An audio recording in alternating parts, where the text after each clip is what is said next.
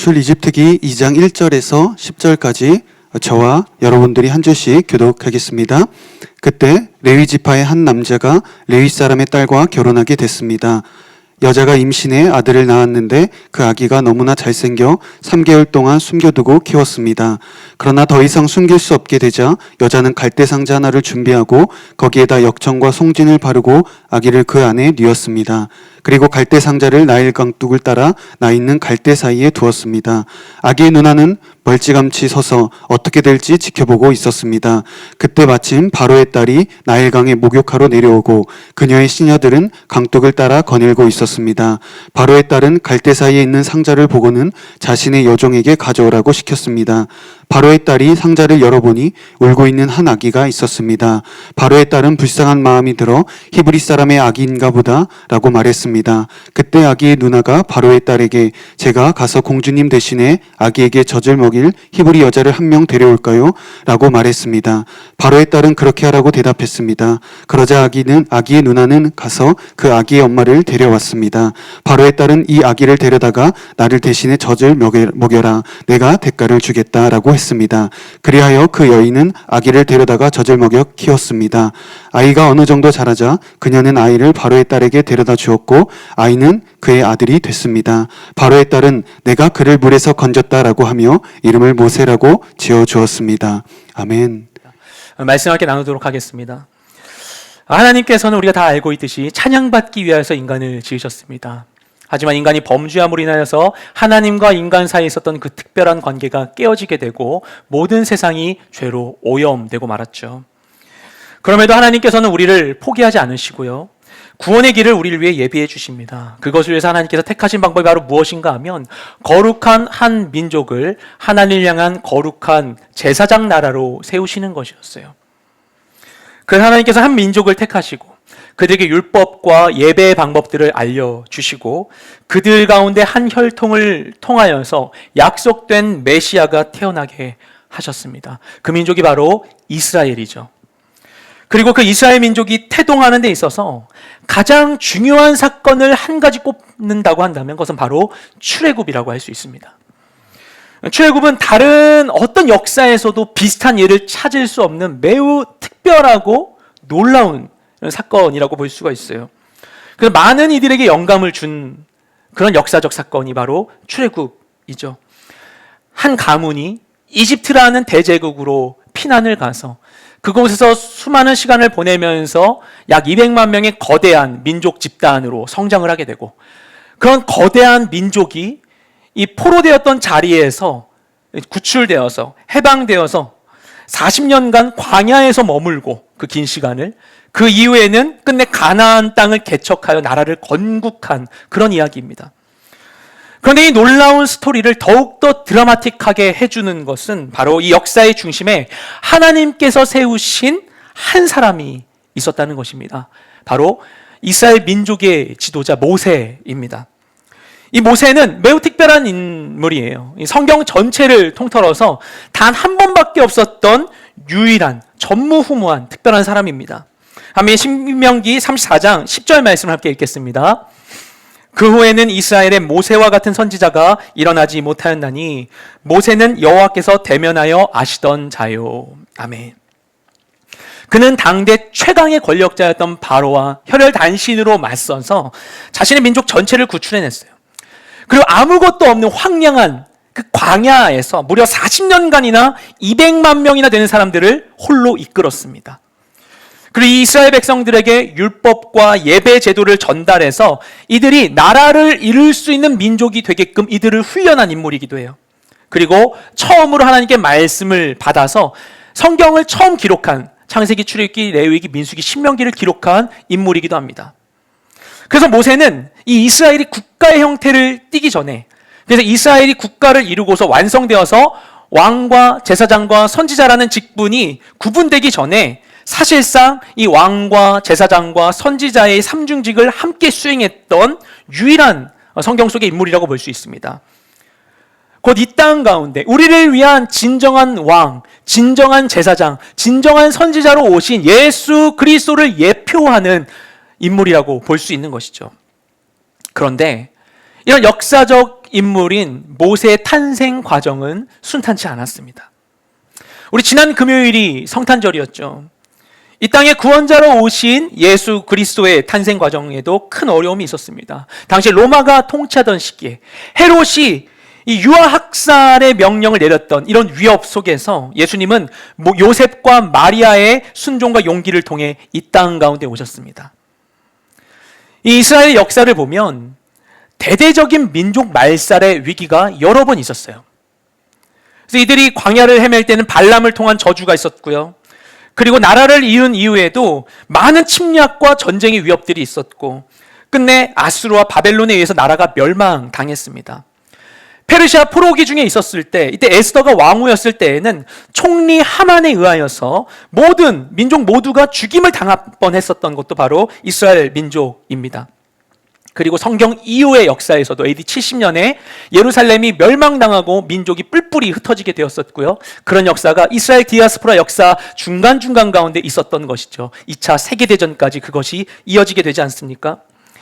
근데 성경 가운데 나와 있는 이스라엘을 죽이고자 하는 이 모든 사건들은 결국에 하나님께서 우리를 구원하시기 위해 약속하셨던 바로 그 일, 창세기 3장 15절부터 약속되었던 그 여자의 후손이 이 땅 가운데 태어나는 것을 방해하려는 사탄의 음모와 계략이라고 볼 수 있습니다. 바로 아담의 가정에서부터 살인의 사건이 시작하지 않습니까? 이처럼 사단은 마치 우는 사자와 같이 삼킬 자를 두루 찾아다니며 하나님의 사람들이 이 땅에 태어나서 하나님이 예비하신 거룩한 나라를 이루는 것을 막으려고 합니다. 하나님의 사람들이 태어나서 그들의 하나님께 순종함으로 인해서 그분의 나라가 확장되고 이 땅 가운데 하나님이 도래하는, 그 메시아께서 도래하시는 그 심판의 때가 임하게 되는 것을 막고자 애쓰는 것이죠. 그것을 위해서 사단이 쓰는 방법이 바로 죽음을 사용하는 것입니다. 사망의 권세를 이용하는 거예요. 그래서 오늘날에도 사단은 하나님의 자녀들이 일어나는 것을 방해하기 위해서, 이 생명이 이어지는 역사를 방해하기 위해서 죽음으로 역사하기 위해 갖은 방법을 동원하고 있습니다. 생명 존중에 대한 생각들이 점점 떠나가게 하고 사람들이 이 일을 위해서 동참하는 것에 대해서 점점 멀리하도록 우리를 두렵게 만드는 것이죠. 그리고 이 시대 가운데 우리는 생육하고 번성하여 땅에 충만하고 정복하고 다스리라 하신 하나님의 명령을 따라 생명을 보존해야 할 책임을 안고 있습니다. 모세는 이 대대적인 유아학살이 자행되었던 이 사탄의 위협 한복판 가운데 탄생합니다. 하지만 한 생명을 살리기 위한 하나님의 계획에 동참한 이들의 헌신을 통해서 그의 생명을 보존하여 결국에는 위대한 지도자로까지 성장할 수 있게 되죠. 그래서 오늘 말씀을 보면 이 한 생명이 보존되는 일에 참여한 3명의 여인이 등장합니다. 바로 모세의 어머니 요게벳과 또 모세의 누이 미리암, 그리고 모세의 양어머니인 바로의 딸 하셉수트입니다. 이 세 여인의 헌신을 통해서 생명을 살리기 위해 우리가 해야 할 역할은 무엇인지 함께 살펴보게 되길 소망합니다. 그럼 모세의 생명을 보존했었던 그들의 헌신은 무엇이 있었는가? 첫째, 요게벳의 사랑입니다. 우리 함께 1절과 2절 말씀을 읽겠습니다. 그때 레위 지파의 한 남자가 레위 사람의 딸과 결혼하게 됐습니다. 여자가 임신해 아들을 낳았는데 그 아기가 너무나 잘생겨 3개월 동안 숨겨두고 키웠습니다. 아멘. 말씀을 보면 레위 지파에 속해 있었던 한 남녀가 만나 결혼을 했습니다. 모세의 부모인 아므람과 요게벳입니다. 이들은 사랑하여 한 아들을 낳게 돼요. 이처럼 남녀가 만나서 서로 사랑을 하게 될 때 그 사랑의 결실은 결혼과 출산으로 이어져야만 합니다.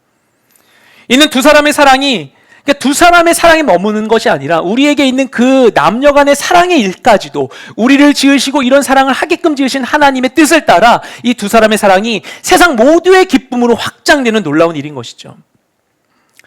그런데 이들의 출산은 사회적으로 환영받지 못했어요.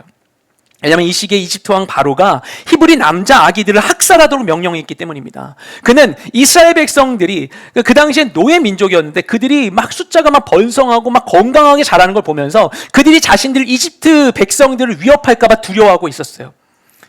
그래서 이스라엘 민족에게 강제 노역으로 그들을 혹사시키고, 그리고 그들의 씨가 더 이렇게 번성하지 않도록 아들이 태어나면 아들을 나일강에 던져 죽이라고 명령했습니다. 이 나일강은 당시 이집트 사람들에게 신이 그들에게 주었다고 하는 신의 젖줄같이 여겨지는 신성한 장소였어요. 근데 그곳 가운데, 이 신성한 곳 가운데 피지배 계층인 히브리인 아이들을 죽이라고 하는 것은 한편으로 보면 그 당시 자신들의 신을 향하여서 이 영아들을 이 제물로 인신제사로 드린 것이라고 볼 수 있습니다. 굉장히 악랄한 행위가 드려진 것이죠. 그리고 그렇게 하여서 생명의 젖줄로 여겨졌던 나일강이 죽음의 강으로 바뀌게 되었던 것입니다. 이처럼 사단은 하나님이 주신 생명의 역사를 사망의 역사로 왜곡시킵니다. 하지만 그런 상황 속에서도 요게벳은 자신의 아이를 포기할 수가 없었어요. 너무나 사랑스러운 아이였기 때문입니다. 우리말 성경을 보면 이 아이가 잘생겼다고 번역되어 있어요. 그래서 아마도 요게벳이 아이의 외모를 보고 좋아서 그래서 그 아이를 살린 게 아닌가라고 생각할 수 있는데, 이 원문, 히브리어 원문을 보면 이 단어에서 우리가 그 의미를 쉽게 알 수 있습니다. 원문에는 잘생겼다고 번역된 이 단어에 토브라는 단어가 쓰였어요. 많이 쓰인 단어죠. 이 단어는 좋다라는 의미의 많이 쓰이는 히브리어 단어입니다. 하나님께서 천지를 창조하시고 하나님 천지를 바라보신 하나님의 반응을 일컬어서 성경에 보시기에 심히 좋았더라 라고 기록되어 있는데, 이때 쓰인 단어가 바로 토브입니다. 요게벳이 이 아이를 봤는데 너무나 좋은 거예요. 보기에 너무나 좋은 거예요. 이 만물을 지으시고 너무나 흡족해 하셨던 하나님의 그 마음이 이 순간 요게벳에게 들어가는 것입니다. 하나님께서 그녀의 마음에 특별한 사랑을 부어주셨어요. 하나님이 만물을 보실 때 느끼는 하나님의 그 마음을 이 순간 그녀에게 부어주셔서 하나님의 시선으로 그 아이를 바라볼 수 있게 되었던 것입니다. 그러자 그 사랑으로 인해 그녀는 이 아이를 포기할 수 없었어요. 제국의 통치자인 바로의 지엄한 명령이 있었지만 그녀의 사랑이 이 두려움보다 컸습니다. 요한일서 4장 18절에 기록된 바와 같이 사랑 안에 두려움이 없고 온전한 사랑이 두려움을 내어 쫓는 것입니다. 우리가 두려움을 피하기 원한다면 두려움의 반대, 두려움을 이길 무기는 무엇인가? 바로 사랑인 것입니다. 우리 안에 사랑이 충만하게 되면 사랑으로 두려움을 이기게 된다고 성경 말씀 우리 가운데 이야기하고 있어요. 한 사람이 생명을 낳고 기르고 지키고 구하는 것 결코 쉬운 일이 아니죠. 이것이 두렵고 망설여질 수도 있습니다. 하지만 모든 상황 가운데 사랑은 두려움을 이기게 합니다.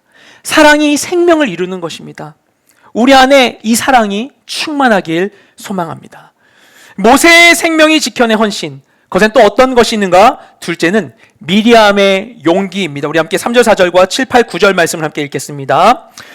그러나 더 이상 숨길 수 없게 되자 여자는 갈대 상자 하나를 준비하고 거기에다 역청과 송진을 바르고 아기를 그 안에 뉘었습니다. 그리고 갈대 상자를 나일 강둑을 따라 나 있는 갈대 사이에 두었습니다. 아기의 누나는 멀찌감치 서서 어떻게 될지 지켜보고 있었습니다. 그때 아기의 누나가 바로의 딸에게 제가 가서 공주님 대신에 아기에게 젖을 먹일 히브리 여자를 한 명 데려올까요? 라고 말했습니다. 바로의 딸을 그렇게 하라고 대답했습니다. 그러자 아기의 누나는 가서 그 아기의 엄마를 데려왔습니다. 바로의 딸은 이 아기를 데려다가 나를 대신에 젖을 먹여라, 내가 대가를 주겠다라고 했습니다. 그리하여 그 여인은 아기를 데려다가 젖을 먹여 키웠습니다. 아멘. 모세 어머니 요게벳은 아이를 3개월이나 숨겨두고 키웠어요. 우리로 치면 애가 100일 정도 된 것이죠. 근데 그 정도 되니까 더 이상 아이를 숨겨두고 키우기 어려운 상황이 되었습니다. 근데 마지막까지 그녀는 이 아이를 죽이지 않고 살리기 위한 방법을 강구합니다. 그래서 마지막 방법은 무엇이었는가 하면 이집트의 나일 강변에는 파피루스라고 하는 이런 갈대 한 종류의 풀이 자랐거든요. 한 3m 정도 길이로 자랐는데 이 풀은 매우 유용하게 다양하게 사용되었습니다. 배를 만들거나 옷을 만들거나 그릇이나 바구니를 만들거나 아니면 종이를 만드는 데 사용됐던 그런 갈대였죠. 근데 이 파피루스를 가져다가 이것을 엮어서 아이를 담을 수 있는 크기의 상자를 만듭니다. 그리고 그냥 그렇게 상자만 만드는 것이 아니라 역청과 송진을 이 안과 밖에 발라서 물이 틈타지 못하게 방수 기능이 있게끔 이 상자를 만들어요. 그래서 아이를 넣고 이 상자를 닫고 나서 이것을 나일 강가에 있는 갈대 사이에 두었습니다. 그렇게 해서 누군가가 이 상자를 찾으리라고 기대했던 것이죠. 그래서 이렇게 이것을 놓은 후에 모세의 누인 미리암이 그 자리를 떠나지 않고 멀찌감치 서서 자신의 동생이 어떻게 될지를 지켜보고 있었습니다. 아마 누군가를 기다리고 있었던 것이죠. 그러는 중에 바로의 딸이 목욕을 하러 나일강에 옵니다. 그녀는 왜 목욕을 하러 나일강을 왔던 것인가? 왕궁에 목욕탕이 없는 것인가? 왕궁에 얼마나 화려한 목욕시설이 있겠습니까? 근데 그녀가 이때 나일강에 목욕을 하러 온 것은 단지 몸을 청결하게 씻기 위해서가 아니었어요. 앞서도 말씀드렸다지만 나일강은 이집트 사람들에게 있어서 신이 주신 축복의 장소, 신성한 장소로 여겨졌습니다. 그래서 정기적인 시간에 이 장소에 와서 몸을 정결하게 함으로 이 제2의식을 위해 자신을 정결하게 할 수 있다 생각했던 것이죠. 이런 생명을 자신의 몸에 이렇게 채운다고 생각했을 거예요. 이 제2적인 의식을 위해 그녀는 목욕을 하러 나일강에 나왔습니다. 그리고 아마도 요게벳은 그녀가 이렇게 정해진 시간 또 정해진 장소 가운데 목욕한다는 사실을 알고 있었을 것입니다. 그래서 의도적으로 바로 그 시간과 장소를 택해서 갈대상자를 그곳 가까이에 둔 것이 아닌가 추정됩니다. 그리고 그 자리 가운데 모세의 누나 미리암이 있었습니다. 그리고 기대했던 대로 공주가 갈대상자를 발견하고 열어서 그 안에 있는 아기를 보았을 때, 이때 미리암은 공주의 앞으로 뛰쳐나갑니다.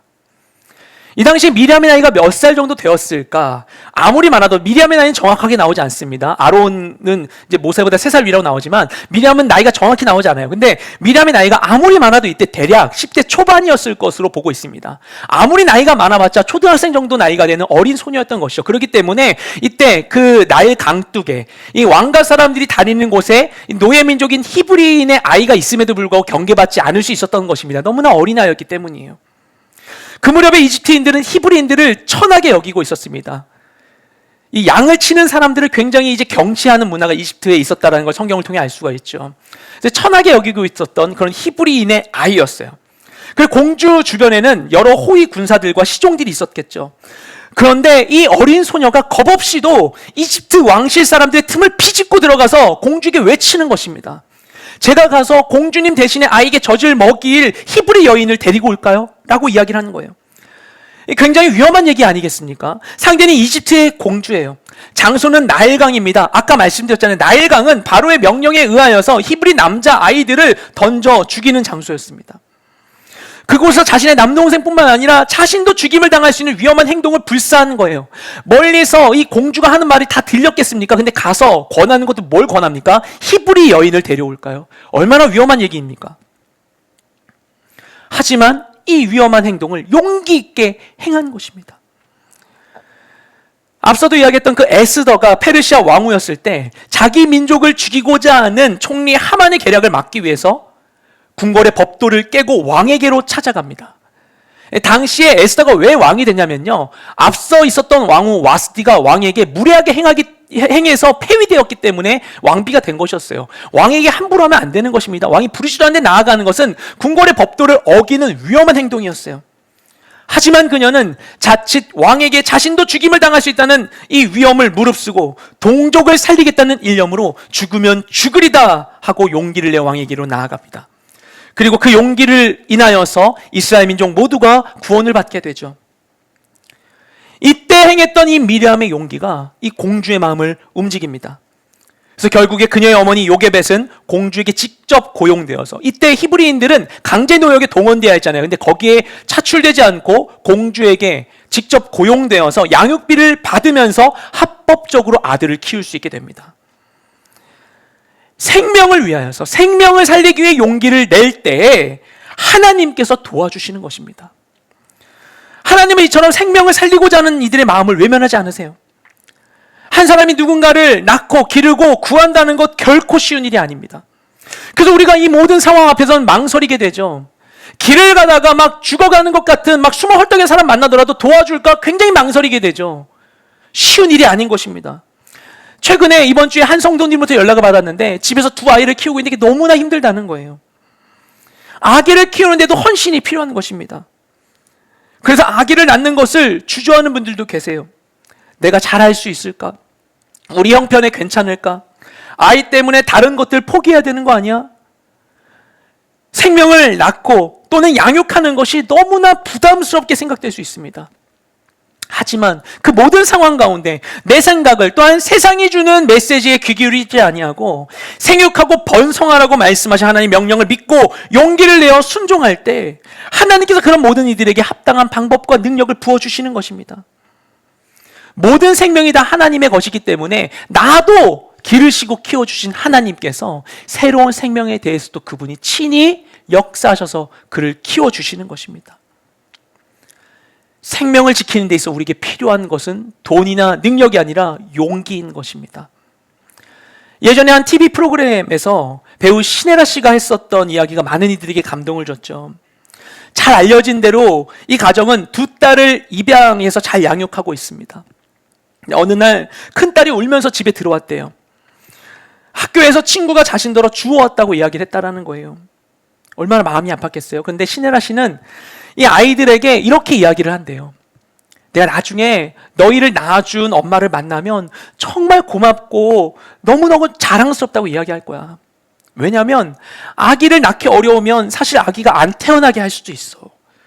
그런데 너희 엄마는 너희를 끝까지 지켰어. 너희는 버려진 게 아니라 지켜진 거야.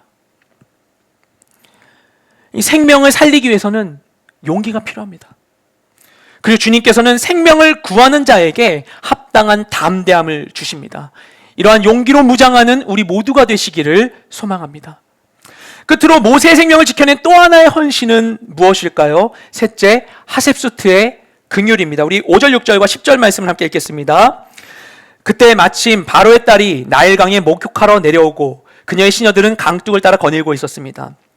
바로의 딸은 갈대 사이에 있는 상자를 보고는 자신의 여종에게 가져오라고 시켰습니다.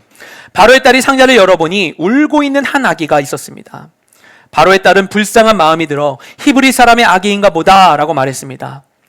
아이가 어느 정도 자라자 그녀는 아이를 바로의 딸에게 데려다 주었고 아이는 그의 아들이 됐습니다. 바로의 딸은 내가 그를 물에서 건졌다 라고 하며 이름을 모세라고 지어주셨습니다. 아멘. 이 본문에 나오는 바로의 딸이 누구인가? 근데 이들이 이제 출애굽했을 때 그 연대를 이제 거슬러서 생각을 했을 때 아마도 그녀가 투트모스 1세의 딸인 하셉수트가 아닌가 이렇게 추정되고 있습니다. 그녀는 당시 이집트의 권력의 중심부에 있었던 사람이에요. 그렇기 때문에 어느 정도 자유로운 지위를 누릴 수 있었겠죠. 그래서 앞서 이야기했던 것과 같이 그녀는 종교적인 제의의식을 위해서 나일강에 몸을 씻으러 나왔습니다. 그리고 그곳에 갈대 사이에 있는 상자를 발견해요. 시종을 시켜서 상자를 가져와 열어보고 그 안에 있는 한 남자 아기를 보게 됩니다. 그런데 그녀는 그 아이를 보았을 때 이 아기가 히브리인의 남자 아기라는 것을 한눈에 알아봅니다. 그럴 수밖에 없을 거예요. 성경에는 자세한 설명이 생략되어 있지만 그녀가 알아볼 수밖에 없는 특징이 그 아이에게 분명히 있었을 것이라 우리가 유추할 수 있습니다. 왜냐하면 유대인의 모든 아기는 난지 8일 만에 할례를 행하기 때문입니다. 지금도 종교적 유대인들은 이걸 하고 있어요. 난지 8일이 된 갓난 아기에게 랍비의 주재하에 이 아이에게 그 전통적인 마취 방법으로 포도주를 약간 먹이고 그 다음에 포피를 자르는 이 할례를 행합니다. 이 당시에도 그것은 분명히 행해졌을 것입니다. 모세는 이미 3개월이 되었고요. 이미 할례를 받은 상태였겠죠. 그래서 그녀는 한눈에 이 아기가 히브리 아기임을 알아봤던 것입니다. 그러니까 이 순간은 단순히 너무나 가련한 버려진 불쌍한 아기를 아는 상황이 아닌 거예요. 왕이 죽이라고 명령한 노예 민족의 아기를 안고 있는 것입니다. 그리고 그 장소는 남자 아기의 시체를 발견할 수 있는 나일강이었어요. 그런데 순간 그녀에게 하나님의 은혜가 임합니다. 그녀가 이 히브리인의 남자 아기를 봤는데 그 아기를 향하여서 긍휼의 마음이 드는 거예요. 마침 그때 앞서 설명한 대로 미리암이 나타나게 되고 유모를 소개해주게 되죠. 그리고 그런 미리암을 향하여서 공주가 아기를 맡기기로 결정합니다. 아마도 히브리 남자 아기를 죽이라고 했었던 이 바로의 명령이 있었기 때문에 당분간 안전하게 위탁 양육을 하도록 맡겼었던 것을 우리가 추정할 수 있죠. 그리고 아기가 어느 정도 자라자 공주는 이 아이를 양아들로 삼게 됩니다. 성경을 보면 고대 근동 사회 가운데에서 가장 취약한 계층은 구약 신약을 막론하고 모든 시대 가운데 가장 취약한 계층은 양육과 돌봄에서 소외된 사람들이었습니다.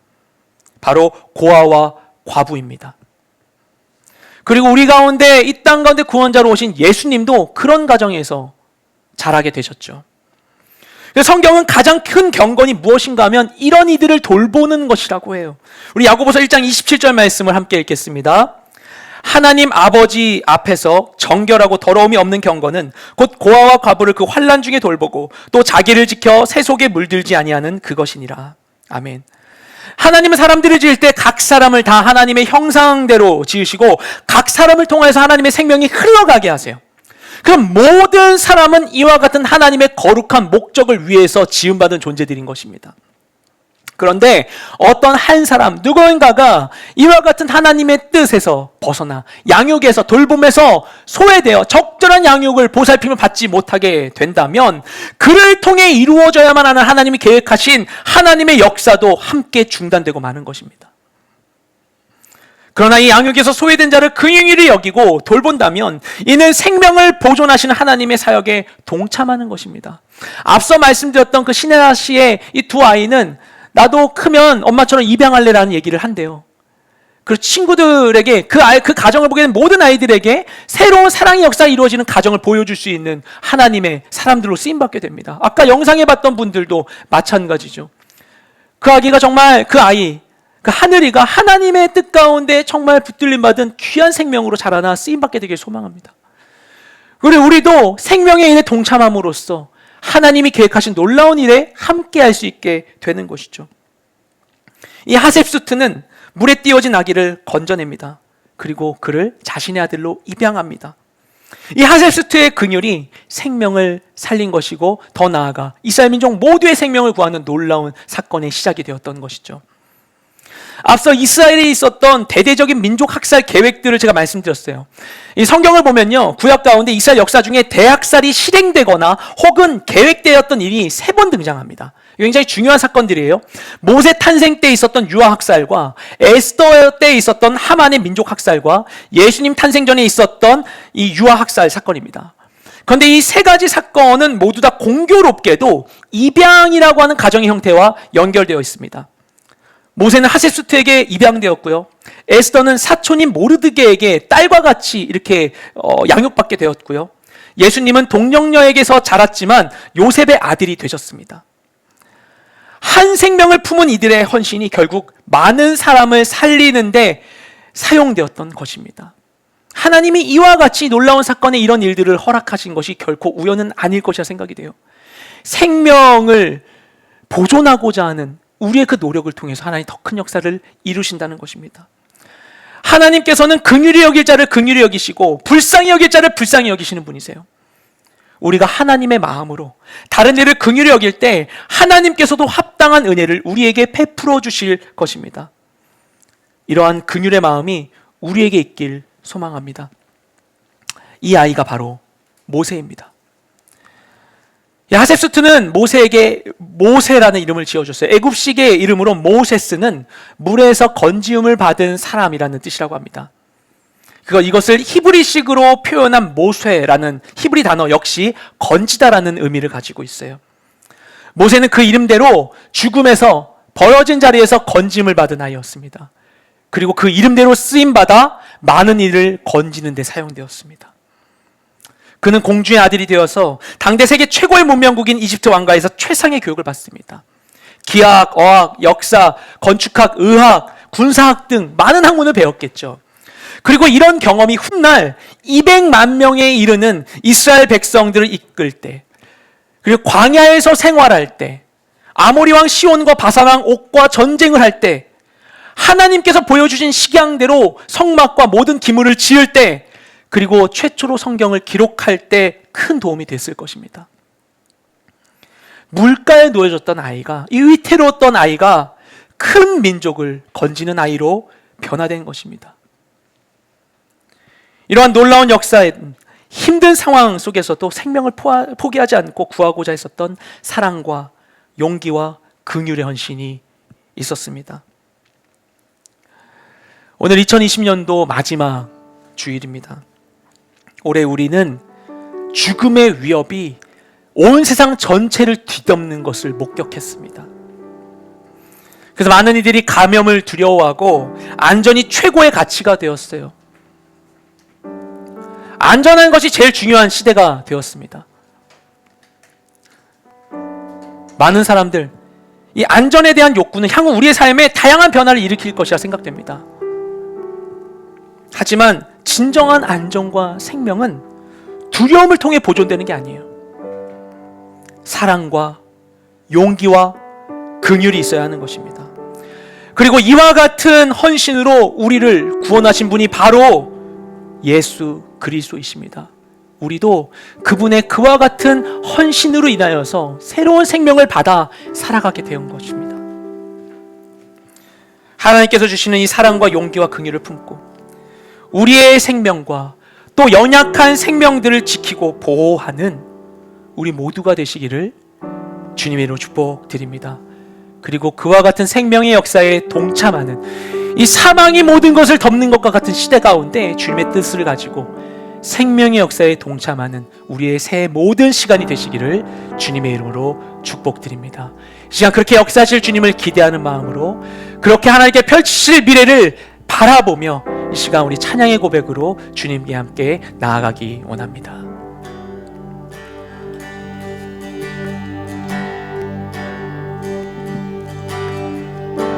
주님의 긍휼 강같이 흘러 메마른 이 땅 살아나리라. 거친 광야에 꽃이 피어나는 그날 우리는 보게 되리라.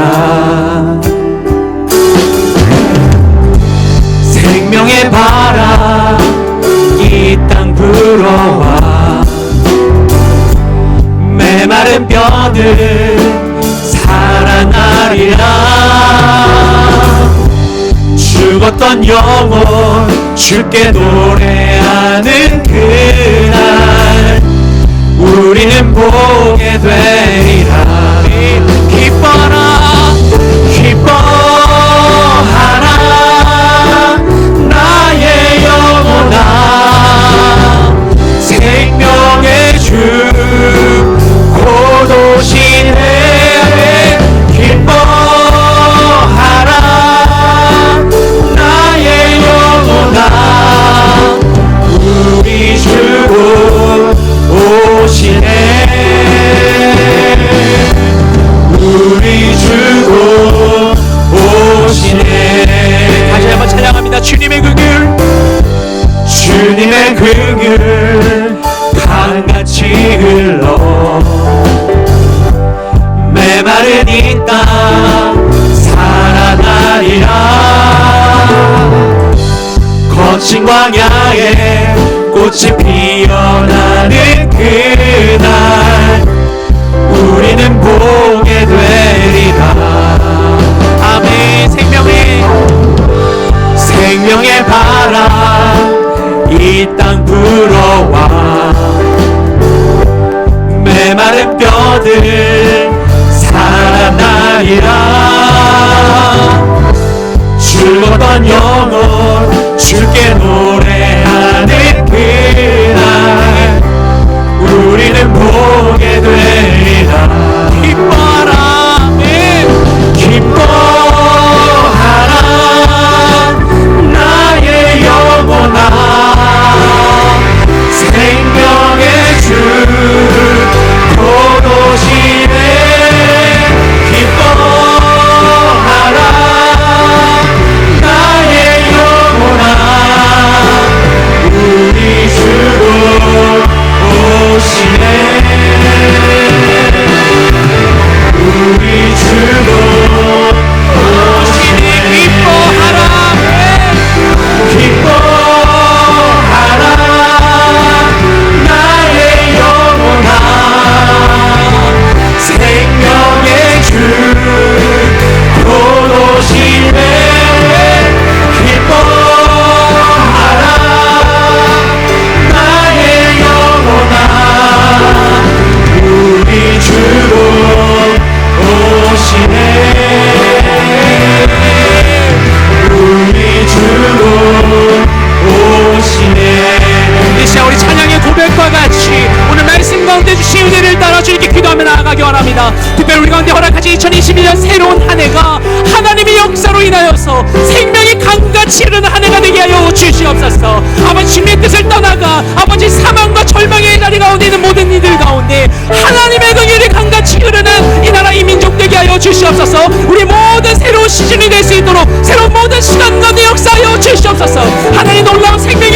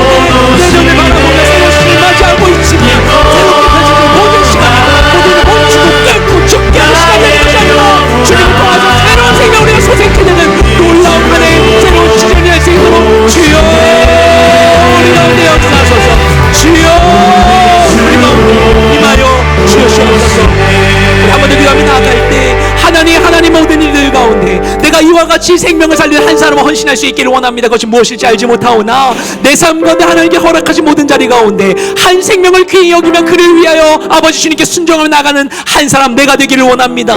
사랑과 용기와 긍휼로서 주의 사랑을 전하고 아버지 그 사랑을 아버지 그치지 않게 하는 내가 되기를 원하오니 주님 나를 사용하여 주시옵시고 내 삶의 모든 자리 가운데 내가 해야 할 바를 알려 주시옵소서. 우리 모든 자리 가운데 부르시며 헌신하며 나아가는 우리 모두가 될 수 있게 역사하여 달라고 하나님의 도우심을 구하며 합심하여 주님께 다시 한번 기도하며 나아가기 원합니다. 기도하시겠습니다.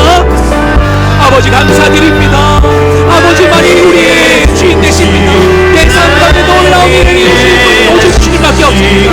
나를 향하여 아버지 이 모든 시간 속에서도 크고 놀라운 계획을 품고 계시고 절대 멈추지 아니하시고 절대 거두지 아니하시고 일을 하실 주님 아버지 내 삶의 자리 가운데 주님께 순종해 나아갈 것이 무엇인지 생명을 이룰 일이 무엇인지 주여 나에게 알게 하소서. 나에게 알게 하소서.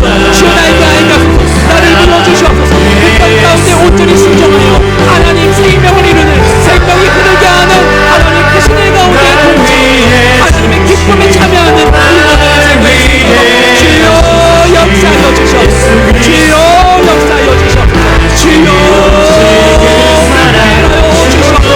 나를 동행하실 주님을 바라봅니다. 나를 동행하실 주님만을 바라보며 나아갑니다. 나의 생명을 살리시고 오늘 좀 하나의 그 놀라운 일을 이루어 주시옵소서. 주의 가운데 함께하여 주시옵소서. 고마우신 주님 감사드립니다. 생명의 주관자 되신 주님, 우리에게 생명을 주신 분도 이 생명을 온전케 하시는 분도 오직 주님밖에 없는 줄로 믿습니다. 생명이 위협받는 두려움이 온 땅을 덮는 시대 가운데서 우리 생명을 보존하실 분, 우리를 지키시는 분 오직 주님밖에 없는 줄로 믿습니다. 생명의 근원이 무엇인지를 우리가 놓치지 않게 하여 주시옵시고 모든 상황 가운데 두려움으로 나의 생명을 보존하기 위해서 하나를 떠나 행하는 것이 아니라 모든 상황 가운데 이 모든 두려움을 이기고 사망의 권세를 이기고 온전한 생명을 주실 주님을 바라봄으로 인하여서 주님께 순종하며 우리 인생 가운데 새로운 생명의 역사를 이루어내는 우리 모두가 될 수 있도록 역사하여 주시옵소서. 우리 가운데 주님께서 예배하시고 펼쳐오신 2020년 새로운 한 해가 그것을 위한 한 해가 될 줄로 믿습니다. 세상의 아버지 하나는 무너져가고 아버지 하나는 절망하고 멈추고 아버지 무엇을 해야 될지 알지 못하는 시간 가운데 우리는 멈추지 않게 하여 주시옵시고 소망을 우리가 거두지 않게 하여 주시옵시고 하나님과 함께 새로운 시간을 더 큰 소망 가운데 개척해 나아간 우리 모두가 될 수 있도록 역사하여 주시옵소서. 생명으로 이렇게 우리 가운데 역사하실 주님을 찬양하며 우리 모든 기도를 살아계신 예수님의 이름으로 기도드렸습니다. 아멘. 우리 기도를 들으신 살아계신 하나님께 감사와 영광의 박수를 올려드리겠습니다. 아멘.